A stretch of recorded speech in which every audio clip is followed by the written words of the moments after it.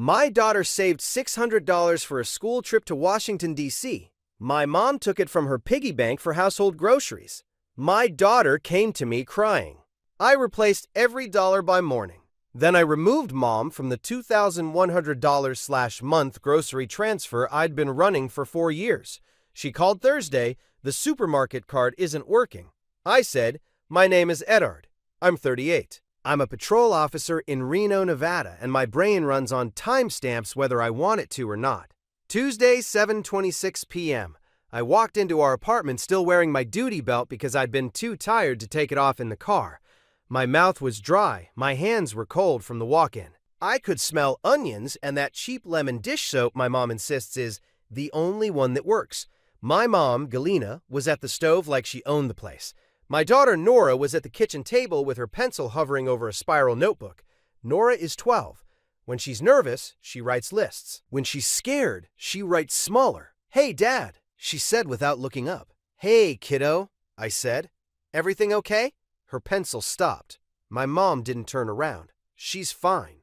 Nora's throat moved like she swallowed a rock. She stood up fast, chair scraping, and walked straight to her bedroom.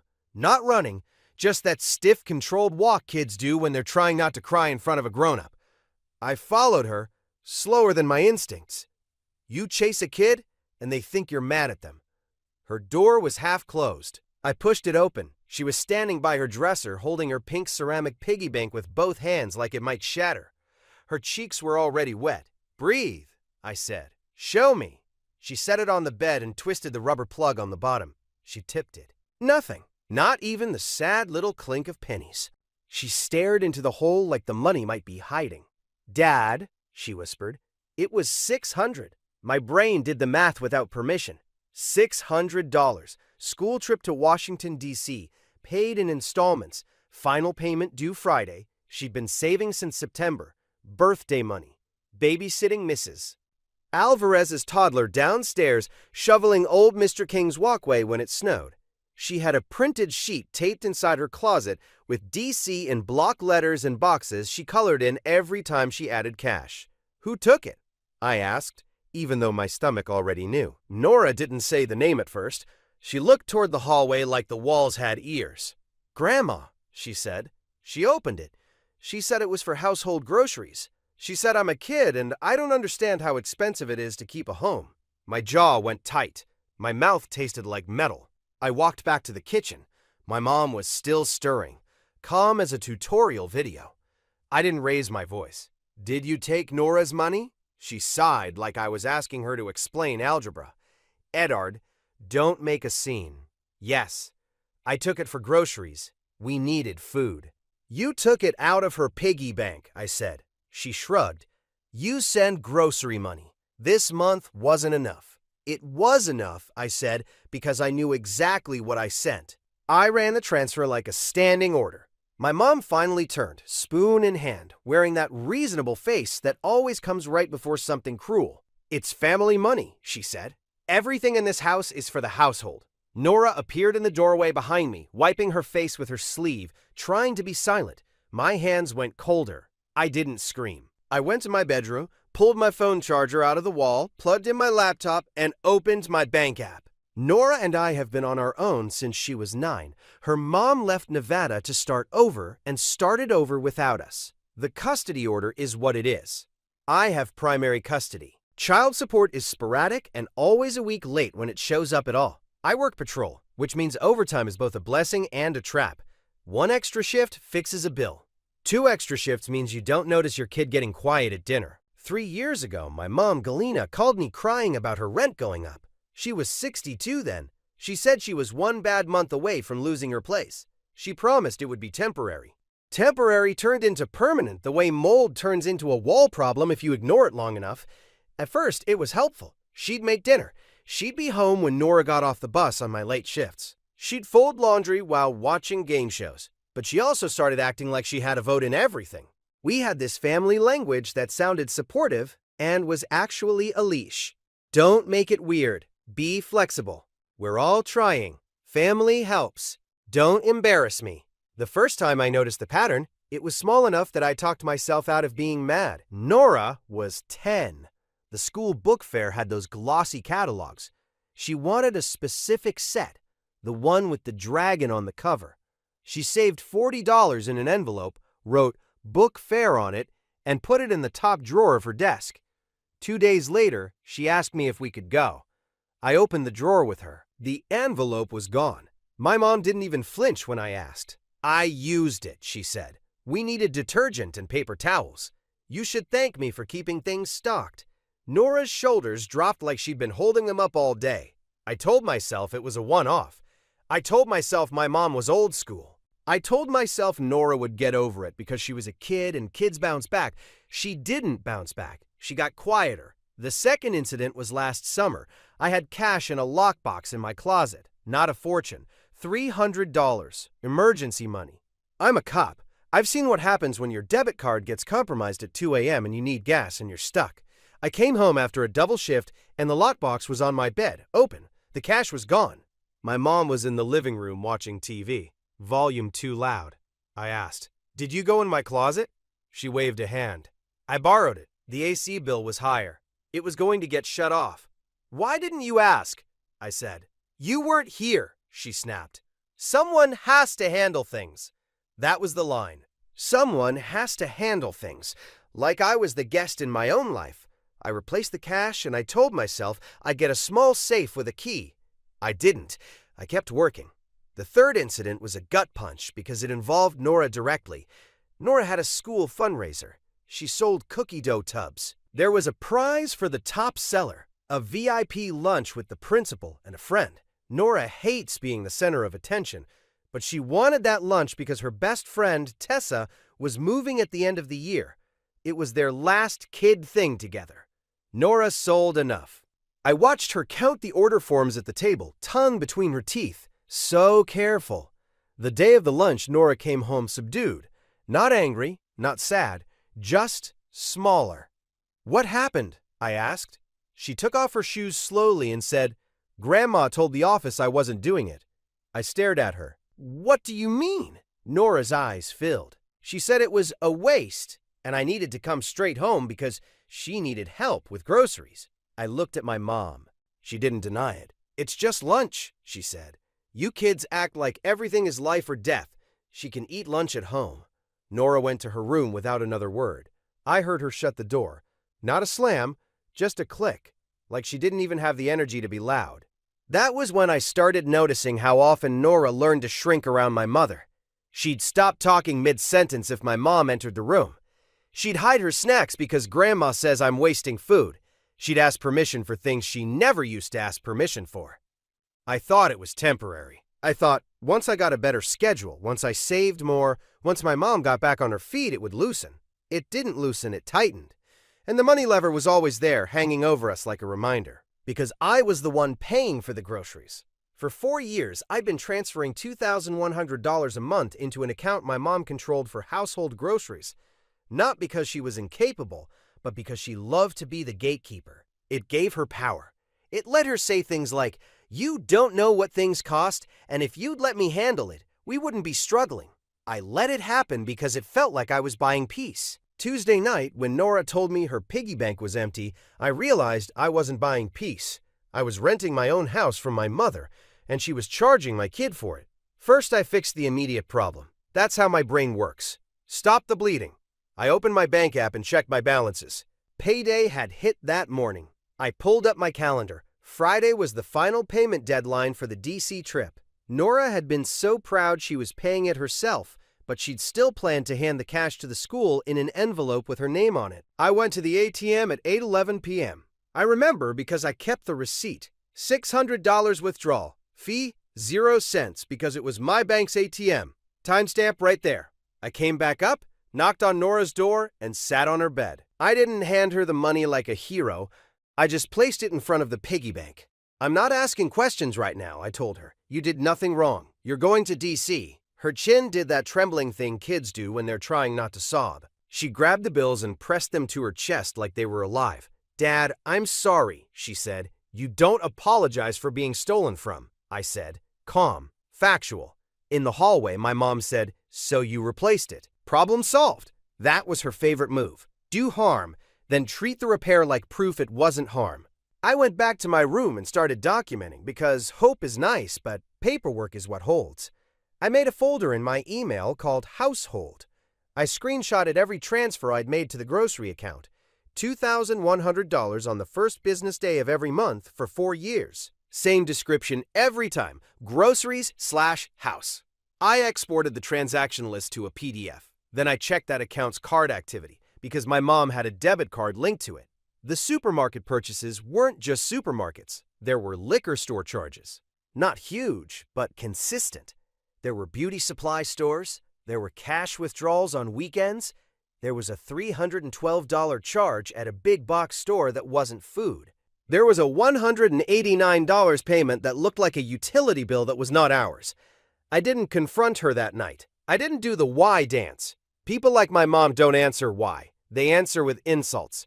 Wednesday morning at 6:02 a.m., I made coffee and sent one message. To my mom, "We will talk tonight at 7. Be home." She responded at 6:06 a.m. Don't start. I did what I had to do. I didn't reply. I went to work all day. My phone vibrated on breaks. Missed calls. Then texts. You're overreacting. You make me feel like a criminal. You want your daughter to eat, right? Don't poison Nora against me. After everything I do, wave 1 was guilt. Private pressure. The old script. I didn't engage. I kept screenshots. At 7:03 p.m. Wednesday, I sat at the kitchen table with my laptop open. Nora was in her room. I told her she didn't have to sit with us. This was adult business. My mom poured herself tea like this was a peace summit. I said, "Where is Nora's $600? She lifted her eyebrows. "I told you. Where is it?" I repeated. "Cash. Exact location." She made that little laugh. "In the house. It's all in the house." "That's not an answer," I said. "Show me." "I used it," she snapped, "for groceries." "Show me the grocery receipts," I said. She leaned back. "Why are you interrogating me?" "I'm your mother." "Because I'm a father," I thought. But I didn't say it like a speech. I slid my laptop toward her. "This is 4 years of transfers, $2,100 a month. That's $100K, $800 total." Her eyes flicked down and then back up. "That's for the household," she said, repeating her magic word. "And yet you still took from my kid," I said. "So again, where is it?" She stood up, anger suddenly hot. "This is what I mean. You don't appreciate anything. You're never here. Someone has to keep this place running. I work to keep this place running," I said. "And Nora saved that money." "You stole it." Her face tightened. "Don't call it that. I'm calling it what it is," I said. That's when Wave 2 started. Thursday morning, I got an email from Nora's school because my mom had been listed as an emergency contact and secondary guardian since she moved in. It was a generic automated notice about the DC. Trip. Final payment due Friday. Please confirm attendance. Please sign the medical release. Except the email wasn't addressed to me. It was addressed to my mom. I called the school during my lunch break. I gave my name. I gave Nora's student ID number. I asked, "Why is correspondence going to my mother?" The secretary hesitated. "Mrs. Galena called and said she handles the trip stuff because you're busy." My jaw tightened. Calm. Controlled. "Please remove her from all trip communications. I am Nora's parent. I will be the point of contact." They did it while I was on the phone. Then I asked for a copy of the contact list on file. I got it emailed to me at 12:47 p.m. My mother was listed in 2 places she shouldn't be. I printed it. That afternoon, I stopped by the bank in uniform and asked about changing authorized users and removing her card access. The teller was polite but firm. "You can remove her card today. She can't dispute it. It's your account." I asked for everything in writing. I left with a confirmation sheet and a reference number. That's when I stopped arguing and started closing doors. At 5:18 p.m., I transferred $600 into my own separate account and labeled it Nora DC, so it wasn't even in the same financial universe as my mother. At 5:29 p.m., I removed my mom from the grocery account and canceled the debit card attached to her name. At 5:33 p.m., I set up a new grocery budget in my own card, and I changed the delivery app passwords because she'd been using those too. No speech, no drama, just steps. I knew she'd notice. The question was when. Thursday night, 8:14 p.m. My phone rang while I was washing dishes. Caller ID, Mom. I answered on speaker because my hands were wet. Nora was at the table doing homework, pretending not to listen. She didn't look up, but her pencil slowed. My mom's voice came sharp and immediate. The supermarket card isn't working. I could hear store noise behind her. A cartwheel squeaking. A beep. Someone saying next. I didn't say what happened. I didn't say, are you okay? My brain was counting. 4 years. $2,100 a month. A child's piggy bank. A school office call. A stolen lunch. A lockbox. I said, I know. What do you mean you know? She snapped. I removed you from the grocery transfer, I said. There was a pause, like she couldn't process that I'd moved first. You can't do that, she said, like she was reading from a rule book she wrote. I can, I said. You're going to let us starve? Her voice got louder, performative, meant for anyone standing near her. You're going to do this to your own mother? Nora's shoulders rose. She stared down at her workbook, jaw clenched. I kept my voice flat. Check the piggy bank. Silence. Then my mom hissed. Excuse me? You took $600 from Nora, I said. You said it was for groceries, so check the piggy bank. That's where you get grocery money now. My mom made a sound like she'd swallowed her own tongue. You're being abusive, she said, switching tactics fast. This is financial abuse. No, I said. This is me ending access. You don't get to take from my child and still use my accounts. People around her must have been looking, because her voice dropped. You're humiliating me. I'm not doing anything to you, I said. I'm protecting Nora. She started rapid fire. I do everything for her. I'm the one here. You're never here. She needs a woman. She needs stability. You're going to regret this. I didn't respond to the bait. I looked at Nora. She had stopped writing completely. Her eyes were glossy but steady, like she was trying to be brave and didn't know if she was allowed. I said into the phone, when you get home, we're going to talk with Nora present. You're going to return her money. If you don't have it, you're going to explain exactly where it went. She laughed mean. I'm not explaining anything to a child. Then you can explain it to my lawyer, I said. That was the first time I'd said the word lawyer out loud in this house. It changed the air. She went quiet for half a second, then exploded. How dare you? After everything, I took you in when you were broke. I raised you. You owe me. I don't owe you my daughter's savings, I said. At 8:22 p.m., she hung up. At 9:07 p.m., she came home and pounded on my bedroom door like she was serving a warrant. Open this door, she yelled. You can't lock me out of a conversation.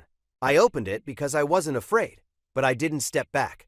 I stood in the doorway. Nora was behind me in the hall holding her piggy bank, both hands like she'd decided it was a shield now instead of a target. My mom's eyes landed on Nora and she tried to soften her voice immediately. Sweetheart, you know Grandma didn't mean. Nora cut in, quiet.